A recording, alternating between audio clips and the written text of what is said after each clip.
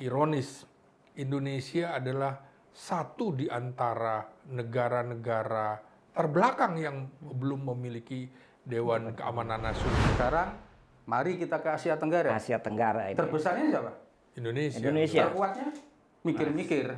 Ntar dulu ya, itu seperti Sultan Agung menyerang Batavia, Iya. gagal di pangan. Betul, logistik. Logistik. Bagaimana nggak ada cerita kan sebenarnya Amerika menang perang, nggak ada, kecuali di Hollywood. Nah, gitu aja.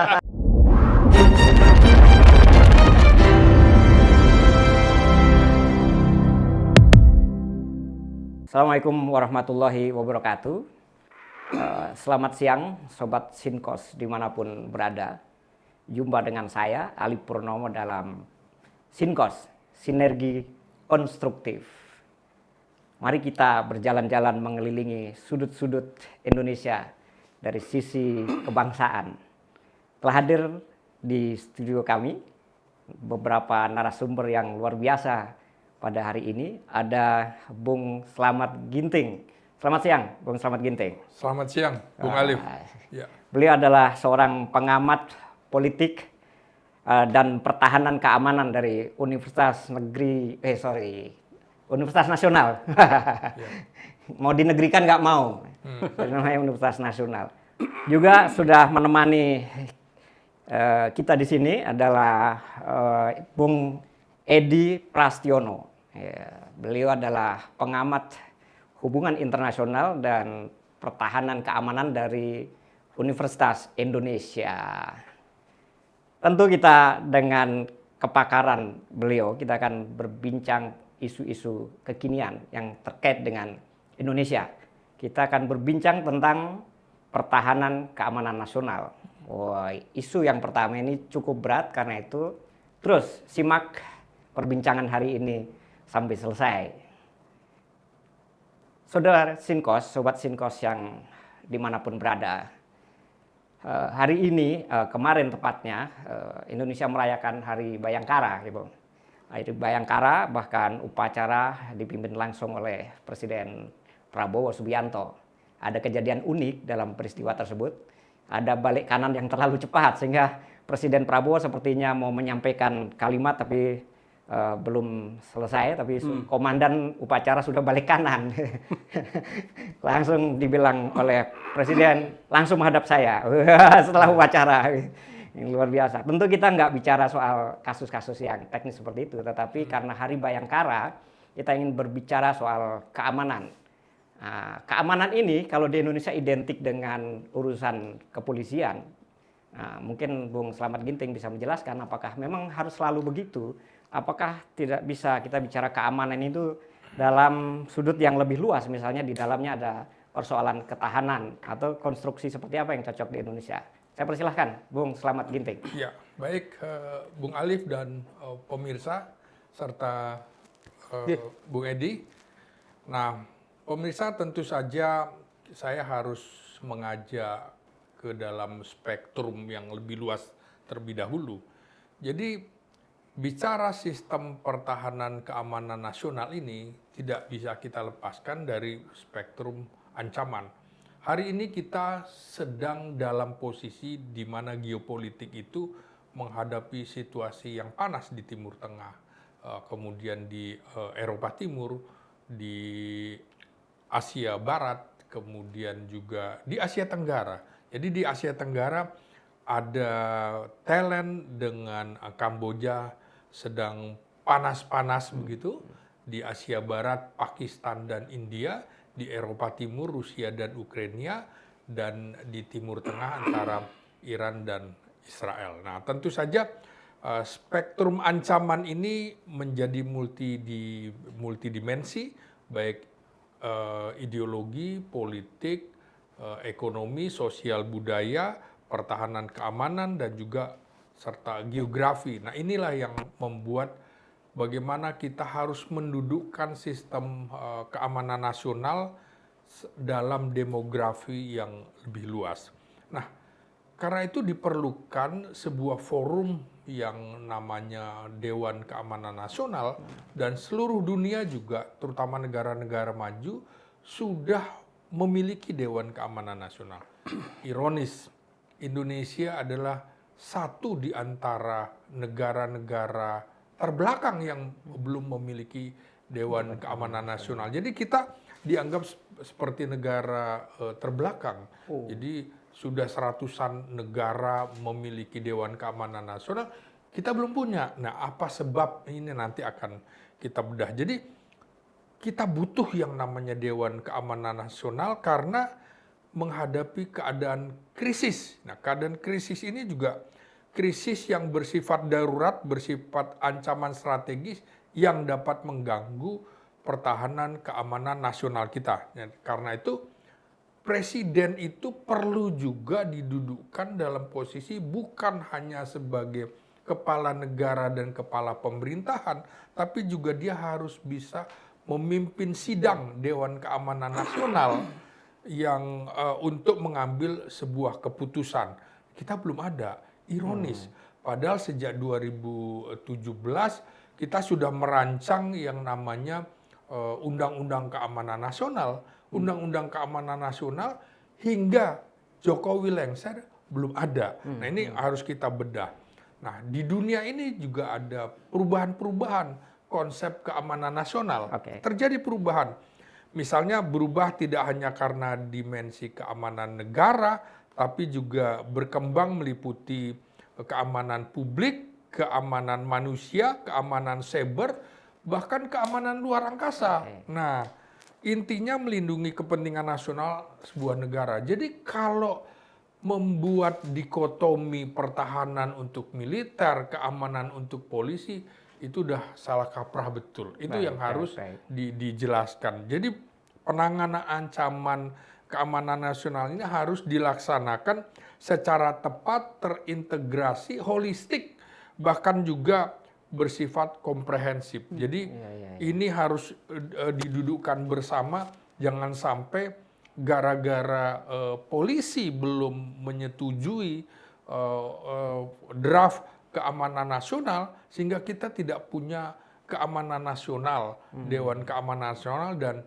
Undang-Undang Keamanan Nasional. Iya, jalan keluarnya akhirnya di pemerintahan Prabowo Subianto dibuatlah yang namanya Dewan Pertahanan Nasional, yang sebelumnya adalah Dewan Ketahanan Nasional. Nah, jadi harus bisa dibedakan ketahanan, pertahanan, keamanan. Dewan Pertahanan Nasional itu di bawah Kementerian Pertahanan. Nah, kalau nanti Dewan Keamanan Nasional bukan di bawah pertahanan atau dalam negeri, tapi langsung di bawah presiden. Nah, tentu saja seperti contoh nyata ancaman keamanan nasional seperti krisis yang terjadi di depan mata kita waktu itu, COVID. Nah, COVID itu bagian dari contoh nyata keamanan nasional. Bukan persoalan ini masalah kesehatan, enggak. Yang namanya perang itu juga bukan hanya seperti perang generasi ketiga dulu, di mana senjata lawan senjata, tank lawan tank, kapal perang lawan kapal perang, pesawat tempur lawan pesawat tempur, enggak. Tapi melalui virus misalnya. COVID itu bagi negara-negara adidaya seperti Amerika, Rusia, juga dianggap sebagai perang nuklir biologi kimia. Makanya ketika ada yang memprotes Kepala Badan Nasional Penanggulangan Bencana kita, waktu itu Letnan Jenderal Purnawirawan Doni Monardo almarhum, itu banyak diprotes. Mereka lupa di Rusia yang mimpin juga adalah Komandan Jenderal Korps Tni Angkatan Darat. Begitu juga di Amerika ternyata. Jadi mereka menganggap bahwa oh ini betul-betul ancaman keamanan nasional. Nah, itu tadi ada contoh nyata ancaman keamanan nasional, juga ada persoalan separatisme, subkultur juga gitu. Ini kan bisa kemarin kasus pulau yang dari Aceh dialihkan ke Sumatera Utara. Kalau kita nggak protes, wah ini bisa jadi ancaman subculture gitu ya. Juga ada cyber and nuclear weapons, kemudian ancaman-ancaman kerusuhan nasional, krisis ekonomi. Ini jadi bagaimana global terorisme juga harus kita tangani, bukan kemudian satu persatu. Ini yang barangkali salah satu PR kesalahan ketika kita membuat undang-undang TNI dan polisi. Jadi sejauh ini pemerintah belum punya ya ide tentang Dewan Keamanan Nasional. Belum pernah dipikirkan. Ide sudah dari dulu. Oke. Nah, tapi undang-undangnya belum ada. Belum ada. Nah, karena itu supaya tidak terjadi salah pengertian, saya ingin bicara dari sisi konsep. Ini dari sisi konsep ya. Jadi pada awalnya konsep keamanan nasional dikenal dalam konteks hubungan internasional. Nanti Bung Edi bisa menjelaskan lebih detail itu ya.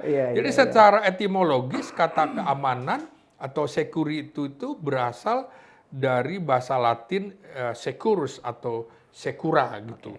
Nah, kebetulan tesis maupun disertasinya Bung Edi bicara tentang security militer di Eropa. Nah, ini artinya secara etimologis terbebas dari bahaya, itu yang artinya keamanan, terbebas dari ketakutan.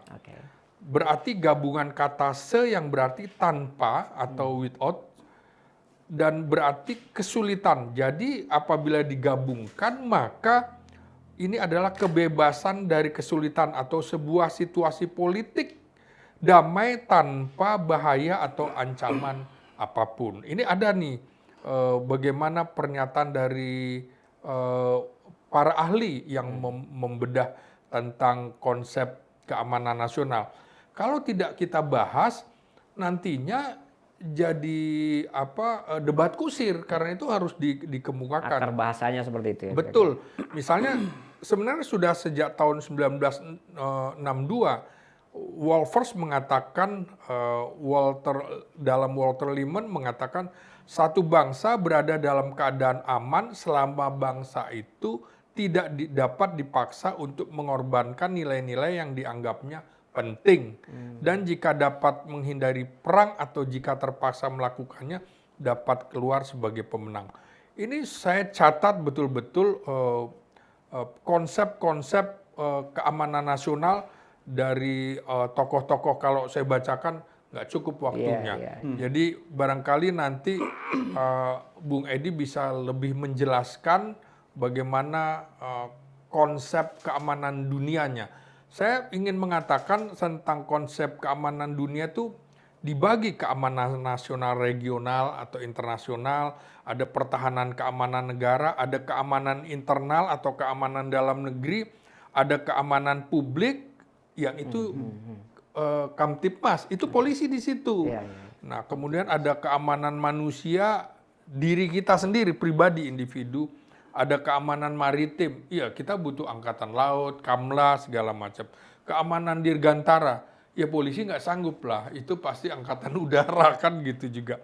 Terus keamanan komprehensif lainnya, juga keamanan kolektif, keamanan cyber, nah itu Badan Siber Sandi Negara. Jadi keliru kalau mengatakan bahwa pertahanan untuk militer, keamanan buat polisi. Nah, kira-kira itu pembukaan yang cukup panjang. Panjang, nggak apa-apa.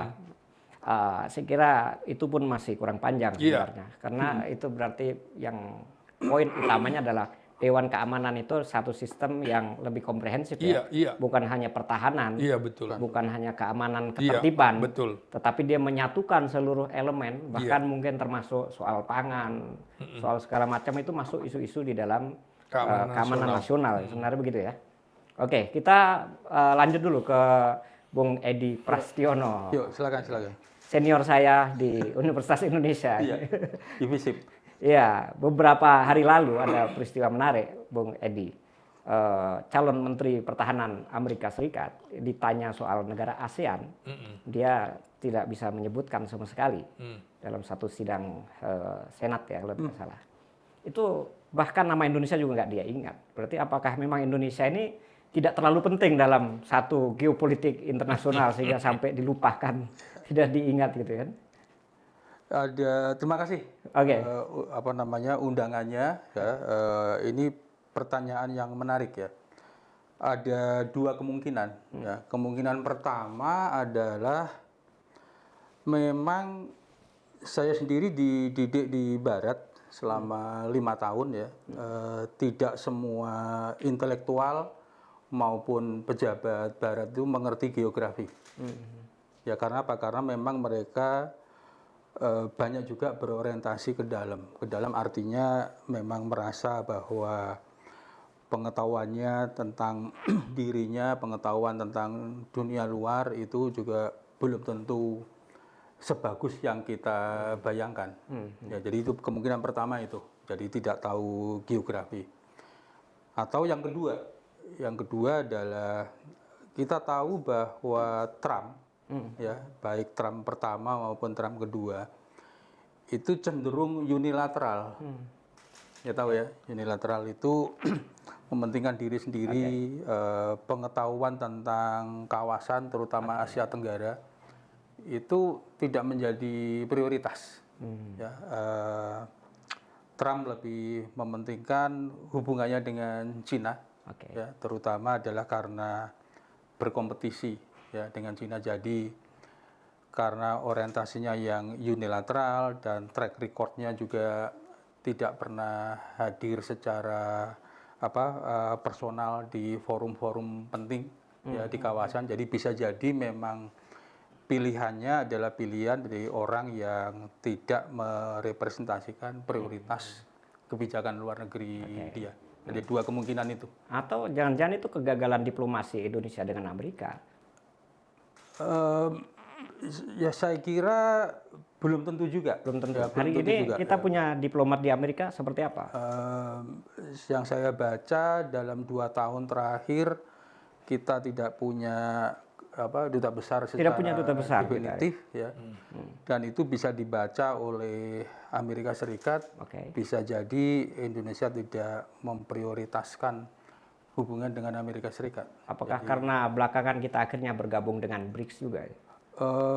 Saya kira itu kan politik keseimbangan ya, lebih banyak politik keseimbangan. Tetapi kalau misalnya sampai 2 tahun itu kita tidak punya duta besar, maka negara yang bersangkutan pasti akan membaca.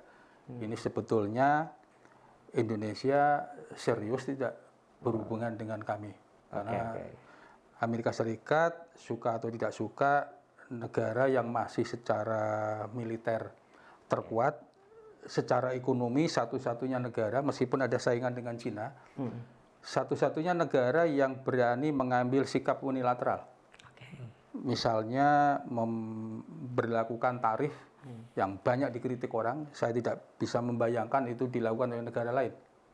Jadi ada kompetisi, tapi track record Amerika Serikat kemarin itu menjadi satu-satunya negara yang berani melawan semua orang.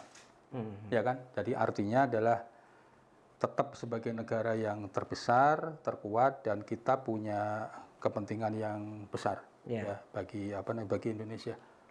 Kalau mengenai sistem pertahanan keamanan kita di Indonesia dibandingkan dengan beberapa negara lain itu kalau secara dalam pandangan hubungan internasional itu seperti apa? Apakah kita ini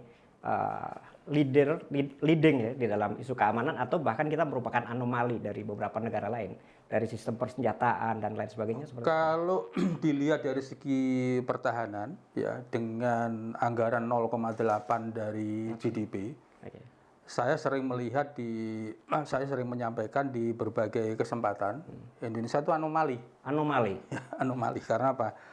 Karena tanggung jawabnya yang begitu besar, kita berada di 2 benua dan 2 samudra, sangat terbuka, 195 PT sampai 141, 6 lintang utara, 11 lintang selatan, luas daratan 1,9 juta kilometer persegi, tambah laut, tambah zona ekonomi eksklusif sekitar 7 juta dengan seluruh persimpangannya, hanya 0,8. Kalau dirupiahkan sekitar 160, 170. Anggaran keamanan. Anggaran pertahanan. Ya, itu cuma segitu. Dibanding negara lain bagaimana? Kalau saya bicara terus terang ya malu. Ya, karena malu dalam pengertian gini ya. komitmen sebuah negara untuk melindungi itu bisa dilihat dari anggaran pertahanan. Oke. Ya, di seluruh dunia anggaran pertahanan itu rata-rata untuk punya yang saya sebut sebagai proper defense. Proper defense. Ya. Oke. Itu bergerak antara more or less 2%, 2% sampai 4%. 2 sampai 4%. 4%. Kita 0, Kita 0,8. Makanya saya selalu mengatakan gini, analoginya. Kalau saya punya uang 1 juta, saya bisa melihat dari 1 juta itu berapa persen yang saya anggarkan untuk kekuatan badan saya. Ya, beli vitaminnya berapa, olahraganya berapa, lalu untuk ketenangan psikologis berapa, kan itu.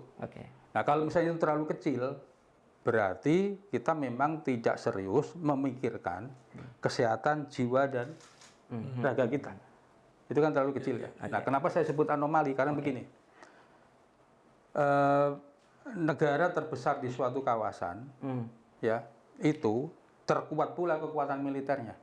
Terbesar dalam arti Suatu kawasan, terbesar di suatu kawasan. Luasan ya. Ya, luas ya penduduk. Penduduk. Ya. Oke. Maka dia terkuat pula kekuatan militernya. Idealnya Saya tidak begitu, ya? mengatakan negara kecil nggak boleh. Nggak boleh. Saya tidak mengatakan itu. Ya, saya kasih contoh. Oke. Pasifik Selatan terbesarnya siapa? Australia, Australia. ya kan? Oke. Terkuatnya Australia. Australia. Oke. Asia Timur terbesarnya siapa? Cina. Terkuatnya? Cina. Nah, Oke. Asia Selatan terbesarnya Siapa? India. Oh iya, India. Terkuatnya India. India. Ya kan? Betul, betul, betul. Teluk Parsi terbesarnya Iran. Iran. Terkuatnya Iran. Eropa Timur. Terbesarnya siapa? Rusia. Rusia. Terkuatnya Rusia juga. Eropa Barat. Jerman, Prancis, Prancis. Inggris. Terkuatnya? Iya. Ya mereka. Iya. Asia Tenggara. Brasil. Oh, belum. Sekarang kita lihat Amerika Selatan, Amerika Latin ya. Amerika Latin. Terbesarnya siapa? Ya Brazil. Brasil. Brazil. Terkuatnya? Brazil. Sekarang mari kita ke Asia Tenggara. Asia Tenggara ini. Terbesarnya siapa? Indonesia. Indonesia. Terkuatnya? Mikir-mikir. Ntar dulu ya. Tar dulu. Ntar dulu. Jadi maksud saya adalah 0,sekian% Angkatan tuh udaranya masalahnya. Singapura. ya, maksud saya adalah Iya. kalau Indonesia menjadi negara terbesar di suatu kawasan, layak pula dan normal secara geopolitik untuk membangun kekuatan pertahanan yang kuat. Otomatis itu menunjukkan kesadaran kita, komitmen kita untuk memperkuat diri. Itu satu. Yang kedua, kalau negara lain protes, kita punya argumen yang kuat. Ini normal loh. Kalau suatu negara terbesar itu punya kekuatan militer terbesar, itu normal. Iya. Dengan seluruh aksioma geografi tadi. Betul, betul. Asia Selatan, Eropa Timur, Asia Timur, kemudian Amerika Selatan, betul. normal. Karena tantangannya pasti lebih besar ya. Pasti besar, tanggung jawabnya besar. Tanggung jawabnya besar, ancamannya juga besar. Ancamannya juga besar. Paling tidak kan tanggung jawabnya besar. Dan Indonesia luar biasa tanggung jawabnya. Apa tahu nggak salah satunya? Mengamankan jalur laut internasional. Oh. Semua lewat kita. Semua lewat kita, Iya. lalu kita lemah. Ya, dan kita itu 81 sampai 90 ribu tiap tahun per kapal hanya lewat Selat Malaka. Konsekuensinya pendapatan juga pasti lebih sedikit ya. Ya, otomatis kita kan Banyak yang lolos-lolos ya. mestinya kita itu bisa memanfaatkan misalnya services kita yang bisa kita manfaatkan apa. Oke. Dan sebagainya. Jadi tanggung jawab internasional terlalu besar kita itu, dan karena itu kan ibaratnya gini. Indonesia itu menjadi, saya nggak tahu apakah satu-satunya atau sedikit dari sekian negara yang setiap hari koridor rumah kita itu dilewati orang asing. Orang asing. Nggak ada negara lain. Ya. Wong itu lewat gang-gang kita kok ibaratnya. Mungkin karena doa Iya kan? di dalam pembukaan konstitusi itu. Itu loh. Oh gimana? Iya, berkat rahmat Allah yang Maha Kuasa itu. Iya. Jadi kalau misalnya sekarang ya Indonesia itu harus menaikkan anggaran Pak Prabowo misalnya 0,8 menjadi 1,5%, saya mendukung penuh. Mestinya dari dulu udah. Oke, tapi lebih baik terlambat Ya daripada sudahlah, ini sekarang bertahap 1,5. Ya misalnya dari 0,8 1, kemudian tahun kedua menjadi 1,2, tahun ketiga, tahun keempat, kelima menjadi 1,5. Nanti next siapa lagi presidennya bisa dinaikkan sampai 2%. Iya. Jadi momentum global ini sebenarnya bisa dipakai untuk menaikkan Iya, anggaran. sebetulnya momentum global salah satu alasan yang kuat. Tapi tanpa ada momentum global pun, Karena tanggung jawab kita itu internal harus tetap mempertahankan yang namanya dari Sabang sampai Merauke. Oke. Dan luas dari laut kita itu total dengan zona ekonomi eksklusif bisa sekitar 5 juta Oke. kilometer persegi. Iya. Jadi bisa dibayangkan kan seperti apa. Dan belum lagi misalnya dengan jumlah penduduk 270 juta. Oke. Itu yang Menarik, saya bayangkan itu. Jadi Oke. ya. Bung Ginting. Iya. Tadi ide tentang Dewan Keamanan Nasional, apakah bisa menjadi pintu masuk kita untuk memperkuat ketahanan nasional kita tadi, seperti yang diceritakan agar Indonesia menjadi negara terkuat di ASEAN, begitu? Ya betul. Jadi ini kan kesempatan juga ya. Bahwa kita jumlah penduduk itu nomor berapa di dunia? Kalau nggak salah nomor 4, Lima, ya. empat 4 atau atau 5. Pokoknya nilai itulah. Kita tuh sekitar nomor 3, nomor 4 terbesar di dunia. Nomor 4 ya. Nah, dengan 280 juta jiwa, nggak logis tentara kita sekitar 500.000. Maka saya selalu mengumandangkan sekurang-kurangnya tentara Indonesia adalah 1% dari jumlah penduduk. Berapa itu kira-kira? 1,4 juta. 1,4 juta. Sorry, 2,8. 2,8 juta. Berarti 5-6 kali lagi harusnya. Iya, jadi 2,8 juta jiwa itu harusnya jumlah tentara Indonesia. Karena itu untuk mengakali situasi, Anda lihat kemarin ulang tahun Polri ke-79, loh kok itu udah seperti kombatan kan? Nah, padahal polisi bukan kombatan kan? Iya, Non-kombatan. Nah, jadinya harusnya kita menyiasati kembali ke kitab konstitusi kita. Di dalam undang-undang itu pasal 30, usaha-usaha pertahanan keamanan negara dilaksanakan dengan sistem pertahanan keamanan rakyat semesta, di mana TNI dan Polri sebagai kekuatan utama dan rakyat sebagai kekuatan pendukung. Karena itu salah satu jalan keluarnya, maka BRIMOB itu dimasukkan ke dalam Kementerian Pertahanan Keamanan. Karena dia tugasnya perang salah satunya. Nah, itu kan paramiliter. Meskipun di dalam negeri ya kan? Ya, paramiliter. Polisi konvensional silahkan ke dalam Kementerian Hukum. Nah, seperti itu. Nah, ini kan salah satu jalan keluar tercepat dengan upaya Presiden Prabowo sekarang sedang membangun kekuatan 100 batalion per tahun. Artinya sekitar 100.000. Maka dalam 5 tahun ada 500.000. Sehingga kita punya 1 juta nih sampai dengan Prabowo selesai di 2029. Kalau itu bisa diteruskan di 2034, maka kita sekurang-kurangnya punya 1,5. Jadi masih 0,5%. Nah, jadi kita memang butuh waktu sampai dengan perkiraan ancaman perang yang masuk ke Indonesia itu 10 tahun dari sekarang. Jadi sekitar 2035. Nah, itu harus dipahami. Makanya rencana pembangunan batalion teritorial pembangunan itu harus kita pahami bahwa kita sedang menuju Indonesia, kekuatan militernya, prajuritnya memenuhi persyaratan. Aneh jadi kalau enggak. Kenapa saya harus mengatakan bahwa ini militer, ancamannya kan militer hibrida dan juga non-militer. Ancaman kan begitu. Nah, karena itu kalau kita lihat kepentingan nasional harus ada kepentingan nasional yang bersifat penting, kepentingan nasional yang bersifat vital, dan kepentingan nasional yang bersifat mutlak. Penjelasannya adalah kepentingan nasional yang bersifat penting itu terkait dengan ketertiban Indonesia pada perdamaian dunia dan stabilitas regional. Nah, kita itu beda dengan civis pacem para belum yang konsep Romawi. Kalau kita enggak, kita itu cinta damai, tapi kita lebih cinta kemerdekaan. Nah, kemudian kepentingan nasional yang bersifat vital apa itu? Yaitu keberlanjutan dari pembangunan nasional. Kita sekarang sedang membangun apa? Membangun lumbung-lumbung pangan untuk menghadapi perang berlarut itu. Apakah itu ada hubungannya sama rekrutmen tentara yang khusus pangan kemarin ya? Saya Oh iya, lihat itu iya, pemberitaannya. iya. 24.000 Iya, calon betul. tentara baru direkrut. Nah, kemudian kepentingan nasional yang bersifat mutlak itu adalah kedaulatan negara, keutuhan wilayah, serta keselamatan segenap bangsa. Nah, kemarin kira-kira sepekan yang lalu orang bertanya-tanya, saya ditanya juga banyak wartawan, ini ada apa ya Wakil Kepala Staf Angkatan Darat meresmikan atau tentara akan membantu pemerintah daerah. Ini bagian dari pembangunan batalion teritorial pembangunan. Jadi ini bagian dari pembangunan kekuatan yang dilakukan oleh Kementerian Pertahanan.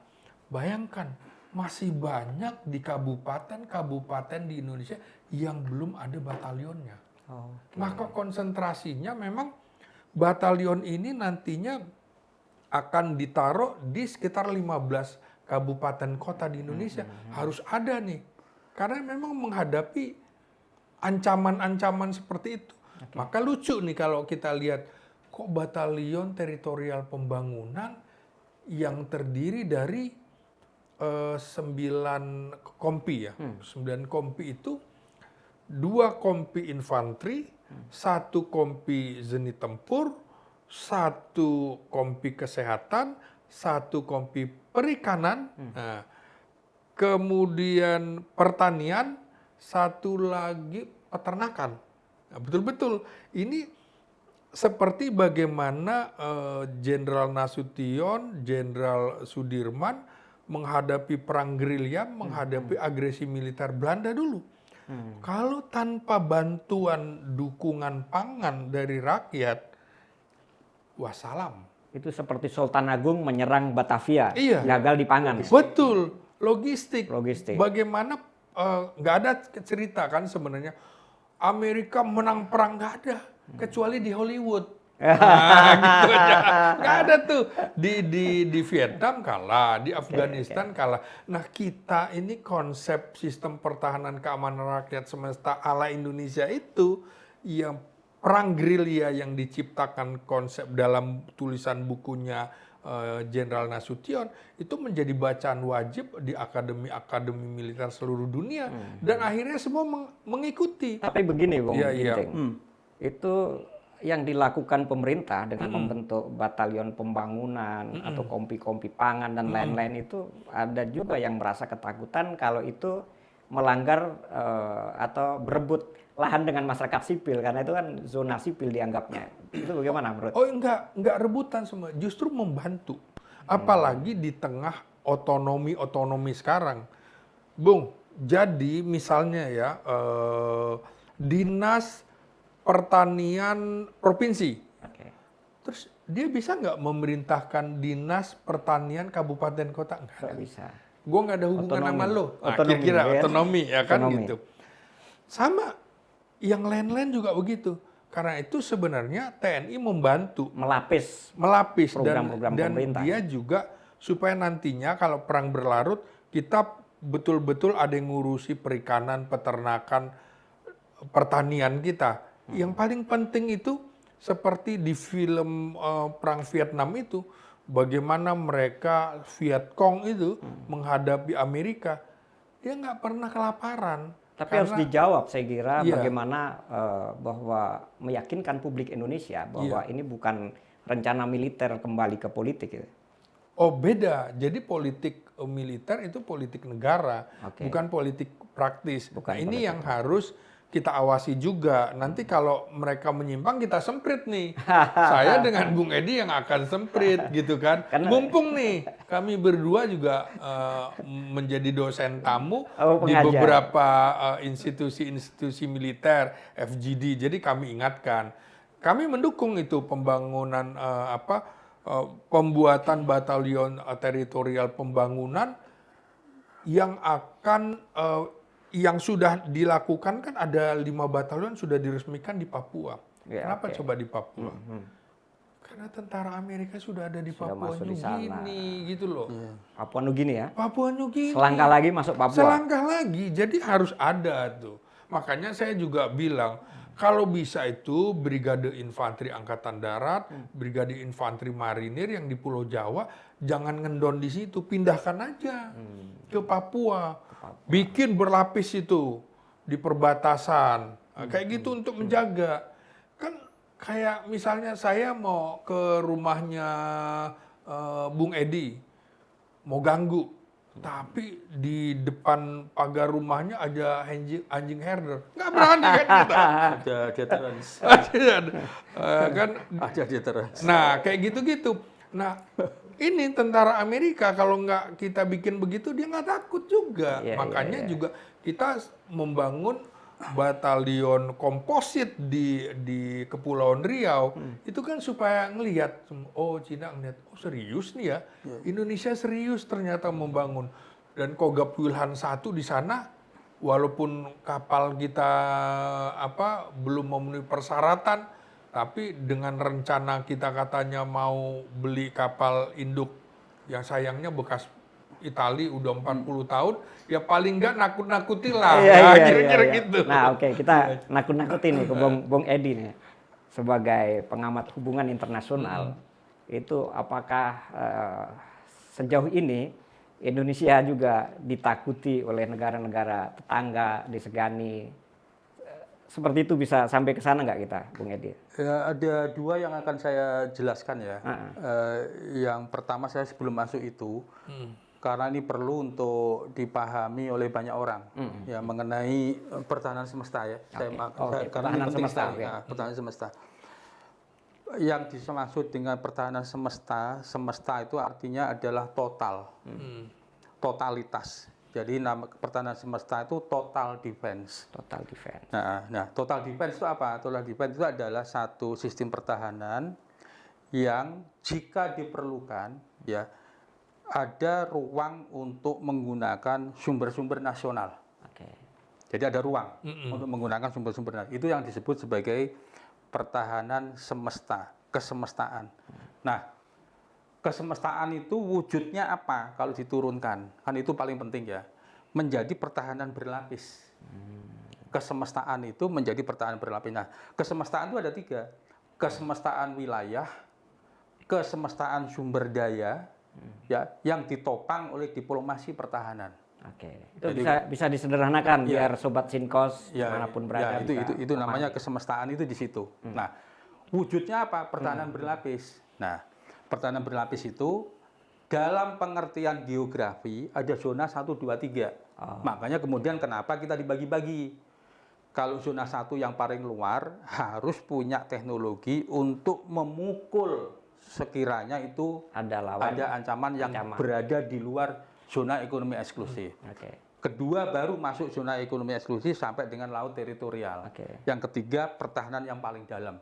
Itu berlapis dalam pengertian wilayah pertahanan. Sejauh ini gimana praktek di Indonesia? Ini masih aspek 1. Nah, udah Indonesia kan sudah bikin lingkaran-lingkaran konsentris. Ini 1, 2, 3 dan sebagainya. Nah, yang kedua, pertahanan berlapis sebagai wujud dari pertahanan semesta itu dalam pengertian kekuatan yang kita bangun. Oke. Ada kekuatan utama, ada kekuatan cadangan, dan ada kekuatan pendukung. Jadi berlapis wilayah, kemudian berlapis kekuatan. Kekuatannya. Oke. Gitu. Nah, kemudian ditopang dengan yang disebut diplomasi pertahanan. Inilah yang disebut sebagai elaborasi dari pertahanan semesta. Jadi pertahanan semesta itu bukan gerilya. Oh, salah paham kita Salah selama ini. paham selama ini, makanya saya perlu menyampaikan itu. Langsung dosen, Ya, itu pengamat jadi, politik. Pertahanan semesta itu di situ. Nah, sekarang pertanyaan, apakah Indonesia ditakuti? Misalnya ya. Sebetulnya bukan di sana konsepnya. Konsep kita itu adalah Indonesia ingin menjadi kekuatan yang memang benar-benar mendukung, mempromosikan stabilitas kawasan Oke. dan keseimbangan global. Itu konsep Indonesia. Lalu kaitannya dengan politik luar negeri kita yang non-blok itu gimana? Sama. Jadi kalau Indonesia dengan politik luar negeri yang bebas aktif sebetulnya adalah turunannya menjaga keseimbangan dengan semua kekuatan besar. yang punya kepentingan di sini. Cuman konsekuensinya nggak punya backingan itu ya. Salah satu risiko yang kita hadapi itu, makanya kemudian menjadi sulit bagi Indonesia dalam banyak kasus termasuk sekarang misalnya kalau misalnya mau melakukan kerjasama industri pertahanan untuk memperoleh the latest military technology misalnya, itu sulit bagi Indonesia. Karena apa? Karena ini nanti akan kemana sebetulnya. Oleh karena itulah saya selalu mengatakan bahwa mau tidak mau, kalau misalnya Indonesia itu mau maju, ya itu adalah pengembangan riset harus ditambah. Dan saya kalau nggak salah, dana riset kita, dana riset nasional itu adalah 0,03 atau 0,3% dari seluruh PDB. Ya. Nah, Idealnya berapa tuh? ya sekali lagi ya, kalau misalnya kita lihat beberapa negara yang punya proper research budget, terutama siapa? Finlandia, Israel, Singapura, kalau mau nambah Taiwan, monggo. Bergerak lagi, muter lagi antara 2-4%. Oh, sama dengan Hampir negara. sama. Semua negara sedang negara. meningkatkan biaya pertahanannya Itu. sekarang. Artinya dunia sedang Untuk tidak riset. baik-baik saja ya Iya. sepertinya. Untuk riset ya. Oke. Misalnya Amerika Serikat, riset itu sekitar 3%, mau oles 3% juga. Ya, Israel, Finlandia bisa sampai 4%. 4%. Memang tinggi sekali. Kita tuh 0,0. Oke. 0,0. Luar Jadi biasa. Jadi kalau saya bilang tuh dalam bahasa Jawa Timuran di sana itu nawaitunya nih Oh gitu. Kurang Nggak serius ada ya. nggak jelas. Sebenarnya kita mau bidang riset, belum lagi menentukan riset prioritas mana yang akan sesuai dengan kepentingan Indonesia yang menjadikan Indonesia unggul. Kan nggak ketemu. Nggak ketemu. Nah, sementara tadi kemarin kalau nggak salah saya tuh ngobrol-ngobrol dengan teman-teman gini. Waktu ada serangan Rusia ke Ukraine, ya, lalu Rusia berbondong-bondong kena sanksi. Bener ya? Iya. Saya ngobrol secara resmi karena memang diundang dalam suatu seminar di Kemhan. Ditanya, Pak, itu sanksi Barat terhadap Rusia efektif nggak? Jawaban saya tidak akan efektif. Tahu nggak kenapa?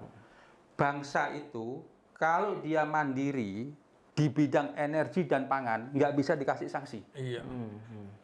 Nggak bisa. Iya. Karena apa? Kebutuhan paling dasar Energi dan pangan Iya. kata kuncinya. Itu mungkin Pak Prabowo berpikir begitu ya. Iya. Jadi dia bikin ketahanan pangan. Empiriknya di Idenya situ, seperti iya, itu. Kita bisa kena misalnya dapat sanksi teknologi, kita bisa dapat sanksi keuangan. Tapi kalau dia bisa survive di dua hal, yaitu energi dan pangan, nggak bisa ini mati karena sanksi. Ini mungkin nggak kita seperti misalnya Iran ya. Iran diembargo berbagai negara. Tetapi industri persenjataan, pertahanannya dia menjadi kuat.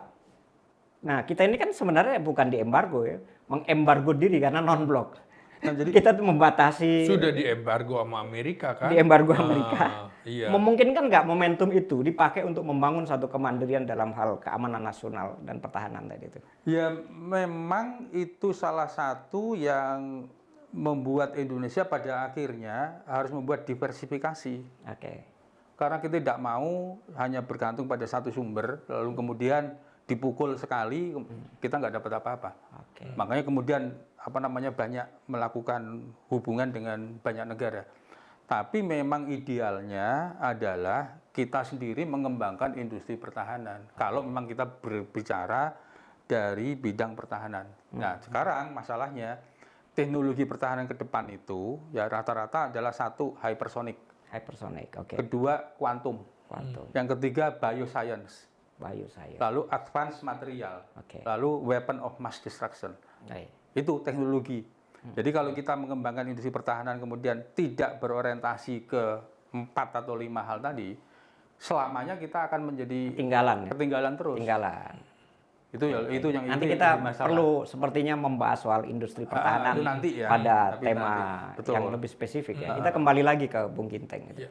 Bung, tadi kalau kita bicara Dewan Keamanan Iya. Nasional, Iya. kira-kira struktur komposisi dalam bayangan Bung sebagai pengamat politik dan pertahanan keamanan tuh seperti apa? Siapa Iya. saja yang harus terlibat di sana? Oke, jadi ini udah dunia ya, dunia bagaimana tata kelola sistem keamanan nasional, bagaimana bentuk Dewan Keamanan Nasional yang ada di dunia. Oke. Ini kita harus jelaskan dulu.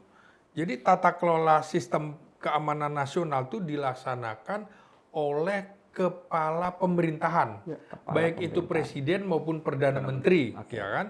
Kemudian dalam sebuah lembaga Dewan Keamanan Nasional, yang dua hal yang harus dilakukan dalam tata kelola keamanan nasional itu, pertama, tata kelola untuk merespon terhadap peristiwa dan situasi darurat keamanan nasional yang disebut dengan sisi respon.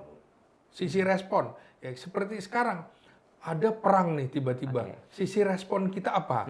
Nah, yang kedua, tata kelola yang kedua adalah tata kelola untuk mengelola for managing. Nah, for managing ini adalah risiko keamanan nasional dan pembangunan ketahanan nasional yang disebut sebagai sisi strategi dari sistem. Nah, sisi respon yang ingin saya bahas adalah bagaimana bekerja ketika ancaman bersifat eskalasi. Eskalasi tinggi. Eskalasinya seperti AUKUS sudah ada di Darwin. Apa itu bukan eskalasi? Tentara Laut Cina sudah di Laut Cina Selatan itu. Apakah bukan eskalasi? Itu eskalasi. Karena itu menurut saya dalam tata kelola strategi ini, sistem akan bekerja dan fokus pada pembuatan manajemen risikonya. Nah, ini yang sekarang sedang dilakukan. Jadi ini sebuah langkah. Celakanya nih, kalau kemudian tentara yang ngotot agar Dewan Keamanan Nasional itu sekarang harus segera ada, nanti dicurigai. Jadi lebih baik ya kita-kita ini nih, yang betul-betul pengamat bidang pertahanan keamanan yang ngusulkan. Ya. Udah kalau kemudian tentara nggak ngusulkan, ya udahlah kami aja ngusulkan. Artinya Dewan Keamanan itu tidak sama dengan militer, beda ya? Oh beda, Oke. beda. Nah karena itu gitu. Ini kan untuk mengatasi ancaman-ancaman keamanan nasional yang sudah multidimensi. Multidimensi nih semuanya. Dan banyak negara yang kemudian membangun mekanisme tata kelola sistem keamanan nasional sama. Jadi bukan kemudian ketika kita sedang membangun militernya kuat dicurigai. Oh ini kita mau kembali ke dui fungsi. Aduh itu ngawur lagi namanya. Itu ngawur betul-betul. Jadi sentimennya kita lebih ke dalam ya, kita nggak melihat bagaimana tantangan di luar. Jadi Nah, ini, seperti kata dalam tempurung gitu. Nah makanya ini saya mencurigai nih. Pihak-pihak yang ingin militer kita lemah, jangan-jangan itu agen asing. Wah, Agen asing karena memang negara lain tidak ingin negara Indonesia kuat. Iya dong. iya. Kan biasa. Misalnya Amerika tidak ingin dong negara tetangganya kuat. Nah kita juga begitu. Makanya banyak ingin konsep barat itu diterapkan ke militer Indonesia. Lo masuk barak, nggak bisa. Nggak bisa. Loh dengan jumlah penduduk 280 juta jiwa, militernya 500.000. Pulau-pulaunya lebih dari 17.000. Angkatan laut kita lemah, marinir kita jangan lupa loh, pantai kita adalah pantai kedua terpanjang setelah Kanada di dunia. Tapi nggak sesuai dengan Lah kemampuan. iya, marinirnya berapa gitu kan? Makanya mereka harus ditaruh di pulau-pulau terluar juga.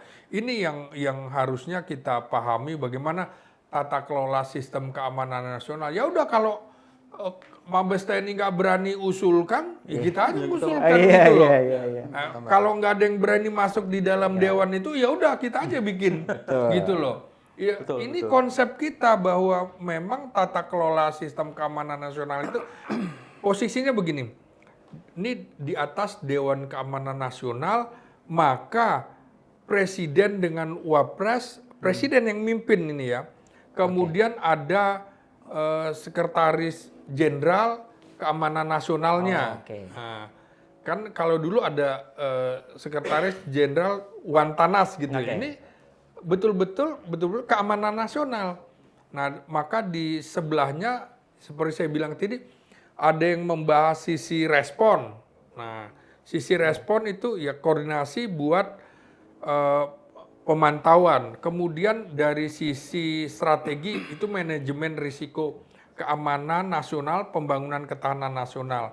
Nah, nanti ada kemudian penasehat keamanan nasional.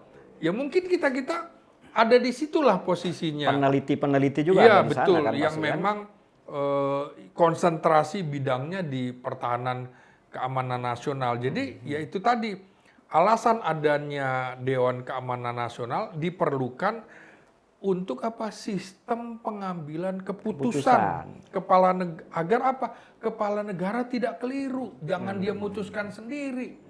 Itu kalau ada Dewan Keamanan Nasional, apakah posisi seperti Dewan Pertahanan Nasional yang sekarang ada ataupun Wantanas yang sekarang ada masih relevan nggak? Atau dia masuk di dalam sistem itu? Iya, nanti mereka dilebur langsung di dalam Dewan Keamanan Nasional. Ini kan malu-malu nih kita. Iya, iya. Ya kan malu-malu Dewan Pertahanan. Kenapa nggak sih langsung Dewan Keamanan Nasional? Karena belum ada Undang-Undang Keamanan Itu Nasional. Dewan Keamanan Nasional tipis-tipis namanya. Iya, tipis-tipis. Makanya sama dengan kemarin kan ulang tahun Polri. Loh ini kombatan atau apa gitu? Polisi. Udah jangan malu-malu. Nah, di seluruh dunia yang namanya polisi paramiliternya ya masuk ke dalam situ. Oke. Seperti hampir di semua negara ada, bukan kemudian beda loh. Polisi paramiliter dengan polisi konvensional beda. Nah, negara kita itu kebetulan polisinya kita dimulai dari namanya polisi istimewa yang kemudian jadi mobil brigade di Indonesia kan jadi brigade mobil. Mereka bagian dari angkatan bersenjata. Iya. Gitu. Spiritnya dari sana. Iya. Kenapa sekarang bentuk kita seperti itu? Betul. Oke, Bung Edi, ada nggak pandangan lain tentang Dewan Keamanan Nasional tadi? Hampir mirip ya, tapi saya akan menjelaskan dari berbagai pengalaman berbagai negara ya. Hampir semua negara itu punya Dewan Keamanan Nasional. Oke. Ya, hampir semua negara, apalagi kalau negara-negara besar. Yang tidak punya mana saja kira-kira? Saya nggak ketemu itu sampai sekarang. Mungkin Indonesia aja. Kalaupun misalnya gini, kalaupun misalnya ada yang tidak punya, itu adalah negara yang memang dia merasa bahwa istilahnya itu dia tidak punya alokasi tertentu untuk fokus ke sana. Nah, celakanya dalam forum Dewan Keamanan Nasional Dunia, kita nggak pernah diundang karena kita nggak punya Dewan Keamanan Nasionalnya. Gitu kan. Jadi Kan efisiensi, Pak. kalau ngelihat besaran Indonesia, lalu kompleksitas masalah keamanan yang kita hadapi, lalu dinamika kawasan, ditambah dengan dinamika global, ya, logis kita tuh punya Dewan Keamanan Nasional, ya. Nah sekarang masalahnya adalah mau DPN, mau Wantanas, mau apa, oke lah itu soal namanya bisa macam-macam. Tapi esensi dari Dewan Keamanan Nasional itu sebetulnya ada beberapa fungsi yang diemban. Ya. Yang pertama adalah dia menganalisis situasi yang berkembang. Ya, yang pertama itu. Jadi itu nanti kalau misalnya itu dibentuk, menganalisis nih situasi yang berkembang. Lalu mengatakan kepada Presiden sebagai user, Pak, perkembangannya seperti ini. Lalu dia identifikasi dari situ. Mana yang kira-kira akan menjadi gangguan, mana yang kira-kira akan tadi disebut vital. Dia membuat pemilahan, tapi memberikan masukan kepada Presiden. Itu satu, menganalisis situasi. Yang kedua, itu adalah dia merekomendasikan ya tindakan apa yang harus diambil ya jika situasi itu dianggap entah itu mengganggu, entah itu mengancam Indonesia. Dan segala risiko yang muncul akibat dari tindakan yang diambil. Itu yang kedua. Yang ketiga, merekomendasikan kebijakan keamanan nasional. Rekomendasi, karena dia bukan executing body, memberikan rekomendasi kepada Presiden. Ya. Nah, sekarang masalahnya adalah misalnya tadi keanggotaan dan sebagainya. Dewan itu kalau kita lihat wujud fisiknya, itu sebetulnya ada dua kamar. Iya, dua kamar. Saya bilang tadi itu. Yang satu tuh dewan, sebagai dewan itu dipimpin oleh Presiden. Ya, keanggotanya macam-macam. Ada di situ ada Menteri Dalam Negeri, ada Menteri Pertahanan, ada Menteri Luar Negeri, ada Menteri Dalam Negeri dan sebagainya. nanti misalnya ditambah dengan kepala ini, kepala itu, monggo sesuai dengan situasi yang muncul. Oleh Iya, karena iya. itu ada anggota tetap dan ada anggota tidak tetap. Nah, sekarang masalahnya adalah itu tadi kan dewan. Yang sehari-hari siapa? Ya, Nah, ya. sehari-hari inilah yang kadang-kadang kalau di Amerika itu disebut sebagai sekretaris. Iya. Sekjen. Sekretaris utama, Dewan sekretaris Keamanan Dewan, Nasional itu tadi. Nah, dia sehari-hari bertugas sebagai security advisor to the presiden. Langsung ya jadi. Iya. Jadi sehari-hari ada orang yang menjadi security advisor to the Dia presiden. melekat dengan presiden. Melekat. Oke. Dan ini apakah jabatan politik? Iya. Oke. Beda dengan menteri beda. Dia nempel tiap hari Iya. dengan Itu presiden. orang partai biasanya atau Itu orang yang the most trusted person oleh presiden. Bisa temannya, bisa siapa, pokoknya yang paling dekat dengan presiden. pangkat tidak penting. Nah, karena nggak penting, nggak penting, serius. Pangkat Iya, itu nggak iya, penting. iya. Jadi bisa aja misalnya ini seseorang Cuman diangkat kolonel oleh presiden, siapapun dia, yang ketika dalam keadaan krisis nih, atau misalnya penting, presiden lagi bercengkerama dengan keluarganya di dalam kamar, yang ngetok pintu siapa? Oke. Mm-mm. Itulah security advisor. Oke. Gitu. Tiap hari mensuplai. Jadi tidak hanya dewan rekomendasi ya, dewan keamanan itu ya. Gitu. Ya, memang tidak hanya Tidak hanya rekomendasi. Jadi dia menganalisis, memberikan masukan, ini situasinya seperti ini. Oke. Kemudian kalau misalnya perlu ada tindakan seperti apa, Seperti ini yang harus dilakukan. Opsinya dan sudah diberikan. Opsinya ini. Oke. Gitu. Nah, itulah yang disebut Dewan Keamanan Nasional. Nah, sekarang dibentuk DPN itu simply karena di dalam Undang-Undang Pertahanan namanya itu. Mm-mm. Iya, Dalam undang-undang pertahanan. Undang-Undang Pertahanan namanya Dewan Dewan? Pertahanan. Oh. Nah, soal nanti itu kemudian perkembangan politik itu, ya sudah kalau gitu DPN ini menjadi embrio Dewan Keamanan Nasional, monggo. Oke. Presiden tinggal mengkomunikasikan, menginstruksikan, ini menjadi Dewan Keamanan Nasional. Atau Presiden membentuk Bikin peraturan baru. Dewan Keamanan Nasional. Oke. Kemudian DPN fokus pada bidang pertahanan. Militer dia. Militer yang memang pertahanan. Iya, Dewan pertahanan, Keamanan ya. Nasional, Oke.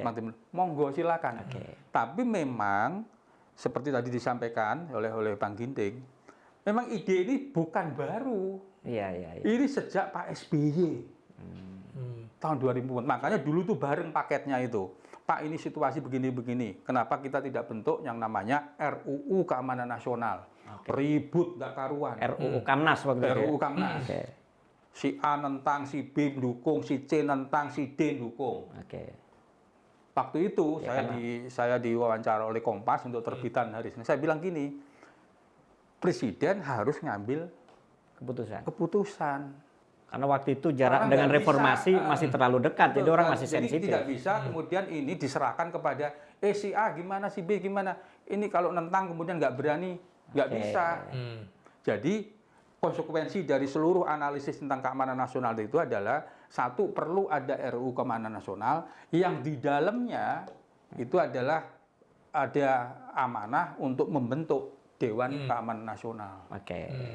Itu loh. Saya kira Jadi itu yang saya kira perlu dipertegas oleh dalam tanda kutip keberanian Presiden untuk ngambil sikap. Jadi saran saya gini kira-kira. Begini Bang, kita closing statement, tetapi pesan itu dimention langsung Oke. kepada Presiden, Wakil Presiden, dan stakeholder Dewan Keamanan. Bagaimana? Oke. Nah, silahkan closing statement. Jadi kalau saya mengusulkan Presiden panggil calon Kapolri Oke. untuk kemudian memparaf Undang-Undang Keamanan Nasional sehingga kita punya Undang-Undang Keamanan Nasional, baru stepnya Dewan Keamanan Nasional. Oke. Karena kalau tidak ada undang-undangnya nggak bisa. Oke. Jadi ini kuncinya di undang-undang. Nah, selama ini sekian tahun, hampir 8 tahun ya, itu kan tertahan di kepolisian. Karena merasa bahwa keamanan itu tugas kepolisian. Makanya saya jelaskan. Makanya saya bilang, ancaman keamanan nasional itu ada ancaman militer, ada ancaman non-militer, ada ancaman hibrida. Nah ini kan macam-macam, dari misalnya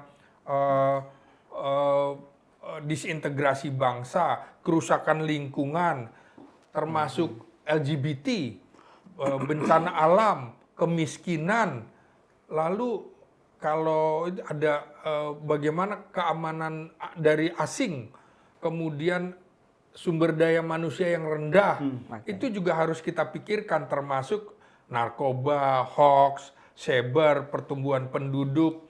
Dulu Pak Harto itu sampai membuat badan koordinasi keluarga berencana nasional. Betul-betul kemudian setelah Presiden Soeharto lengser, nggak diperhatikan lagi kondisi yang seperti itu. Karena itu kita harus paham bagaimana karakteristik negara kita dulu nih. Memiliki ribuan pulau, kemudian terletak di jalur perdagangan dunia yang rawan ancaman dan kepentingan berbagai negara, terdiri dari berbagai macam suku, agama, ras, dan sangat rawan terjadi perpecahan. Karena itu kita membutuhkan yang namanya sistem keamanan nasional yang terintegrasi, tersinkronisasi yang dipimpin oleh Presiden melalui Dewan Keamanan Nasional. Demikian. Terima kasih, Bung Ginting. Closing statement, Bung Edi. 2 poin. Yang pertama, Presiden perlu segera komunikasi dengan seluruh partai politik untuk melakukan konsolidasi tentang perlunya rancangan Undang-Undang Keamanan Nasional. Dan saya kira Presiden punya basis politik yang kuat pada saat ini. Dan sekaligus nanti partai politik mensosialisasikan kepada seluruh masyarakat bahwa RUU Kamnas itu penting. Itu yang pertama. Yang kedua, segera memanggil seluruh KL dan menjelaskan mengapa Dewan Keamanan Nasional harus dibentuk. Ya, jadi itu yang saya kira penting sehingga tidak muncul apakah itu kecurigaan, saling istilahnya itu a priori satu sama lain antar KL, oh saya kok diperkecil, ini diperbesar, enggak. Ini adalah instruksi dari Presiden untuk membentuk Dewan Keamanan Nasional. Apapun namanya, fungsinya adalah tentang Dewan Keamanan Nasional. Jadi saya kira itu aja. Baik. Poin itu. Terima kasih. Sobat Sinkos, kita sudah mendengarkan pandangan-pandangan para pengamat politik, pertahanan, militer, ya, dan keamanan nasional yang sangat menarik dan mendalam pada hari ini. Terus ikuti kanal kami di Sinkos Indonesia, Sinergi Konstruktif. Jangan lupa untuk tetap hidup sehat dan bahagia. Selamat siang. Assalamualaikum warahmatullahi wabarakatuh. Waalaikumsalam warahmatullahi wabarakatuh. Terima kasih.